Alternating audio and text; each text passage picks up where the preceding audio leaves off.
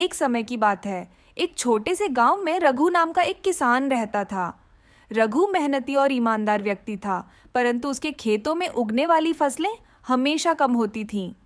उसके पास एक छोटा सा खेत था और वह कड़ी मेहनत करता था, फिर भी उसे अपनी मेहनत का उचित फल नहीं मिल पाता था। एक दिन रघु गांव के बुजुर्ग दादाजी से मिला। दादाजी गांव के सबसे ज्ञानी और अनुभवी व्यक्ति माने जाते थे। रघु ने उनसे अपनी समस्या बताई और सलाह मांगी। दादाजी ने ध्यान से सुना और बोले, बेटा, तुम मेहनत तो करते हो, लेकिन शायद तुम्हारे खेत को उचित देखभाल और प्यार की जरूरत है। रघु ने सोचा कि दादाजी की बातों में जरूर कुछ सच्चाई होगी। उसने निर्णय लिया कि वह अपने खेत की अच्छे से देखभाल करेगा और हर पौधे को प्यार और सम्मान देगा। अगले दिन से ही रघु ने अपने खेत में बदलाव करने शुरू कर दिए।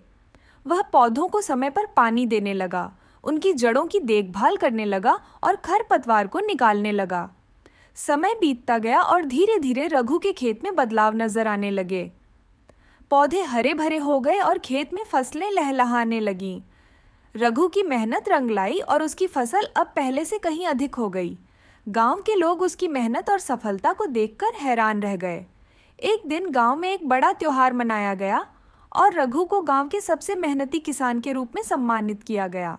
रघु ने सबके सामने अपनी कहानी बताई और कहा, मेहनत करना महत्वपूर्ण है, लेकिन सही तरीके से और सही दिशा में मेहनत करना उससे भी अधिक महत्वपूर्ण है।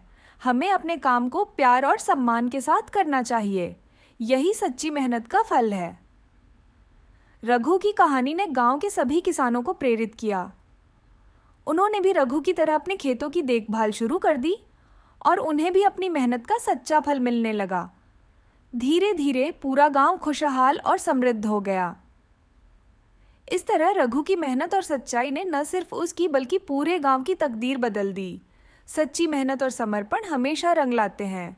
यही कहानी हमें सिखाती है कि कठिनाइयों के बावजूद यदि हम मेहनत और सच्चाई से काम करें तो सफलता अवश्य मिलेगी।